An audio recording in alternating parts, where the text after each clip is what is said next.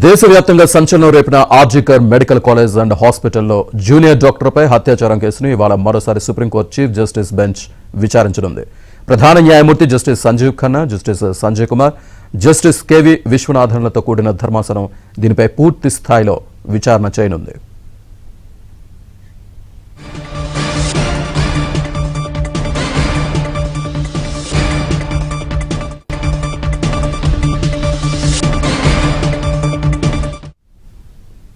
మరోవైపు సంజయ్ రాయ్కు జీవిత ఖైదు నిర్ణయాన్ని సవాల్ చేస్తూ నిన్న పశ్చిమ బెంగాల్ ప్రభుత్వం కోల్కతా హైకోర్టు వెళ్లింది.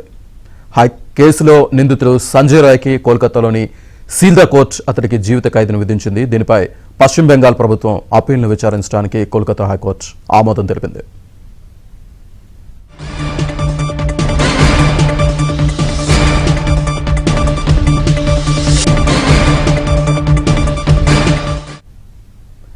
గతేడాది ఆగస్టు 9వ తేదీన రాత్రి ఆర్జికర్ ఆసుపత్రి సెమినార్ రూంలో ఒంటరిగా నిద్రిస్తున్న ట్రైనీ డాక్టర్పై జరిగిన అత్యాచార ఘటన తీవ్ర ఆందోళనకు దారితీసింది.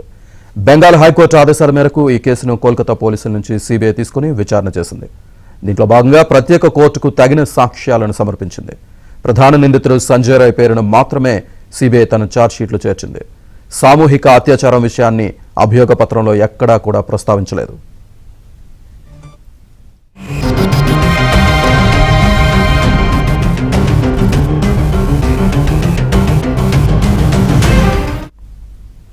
అయితే సంజయ్ రాయ్కు జీవిత ఖైదుపై బాధితురాలి తల్లిదండ్రులు తీవ్ర అసహనం వ్యక్తం చేశారు. నిందితుడికి ఉరిశిక్ష వేయాల్సిందేనని డిమాండ్ చేశారు. తమకు పరిహారం ఇచ్చినంత మాత్రాన న్యాయం జరగదన్నారు.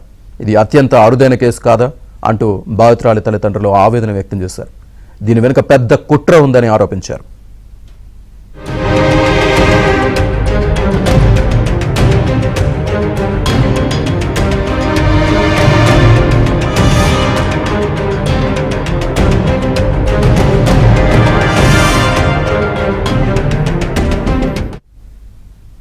కాగా అభయపై జరిగిన అత్యాచారం, హత్య కేసులో కొత్త విషయాలు వెలుగులోకి వస్తున్నాయి.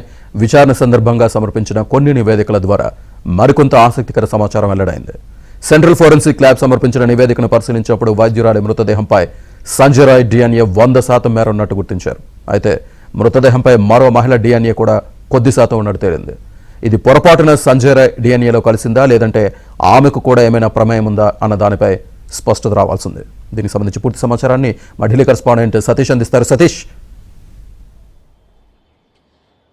శ్రీనివాస్, దేశవ్యాప్తంగా సంచలనం సృష్టించిన ఆర్జికర్ మెడికల్ ట్రైనీ డాక్టర్ హత్యాచారం హత్య ఘటన దేశవ్యాప్తంగా కూడా సంచలనం సృష్టించింది. ఈ కేసులో ఇప్పటికే సిబిఐ వరుసగా దర్యాప్తు ముగించింది. 20వ తేదీన సంజయ్ రాయ్కు శిక్షను కూడా ఖరారు చేసింది. దాదాపు యావజ్జీవ కారాగార శిక్షను విధిస్తూనే 50,000 రూపాయల జరిమానాను కూడా విధించింది. అయితే ఈ కేసులో బెంగాల్ ప్రభుత్వం నేరుగా హైకోర్టులో పిటిషన్ దాఖలు చేసింది. పిటిషన్లో ప్రధానంగా ఉరిశిక్ష విధించాలనే అంశాన్ని మెయిన్గా అందులో పొందుపరిచారు. అదే అంశానికి తీసుకొని ఈరోజు అక్కడ బెంగాల్ హైకోర్టులో కూడా విచారణ జరగబోతుంది. పూర్తిగా కూడా సిబిఐ కోర్టు ఇచ్చిన తీర్పును సవాల్ చేస్తూ బెంగాల్ హైకోర్టులో కూడా ఇప్పటికే ఒక పిటిషన్ దాఖలు చేసింది ప్రభుత్వం చేసిన పిటిషన్ పైన ఈరోజు విచారణకు రాబోతుంది. అయితే మరోవైపు ఎక్కడైతే ట్రైనీ డాక్టర్ తల్లిదండ్రులు ఉన్నారో వారు కూడా పూర్తిగా సిబిఐ తీర్పు పైన అసహనం వ్యక్తం చేశారు. తీర్పులో తమకు అన్యాయం జరిగింది, ఉరిశిక్ష వేయాలి,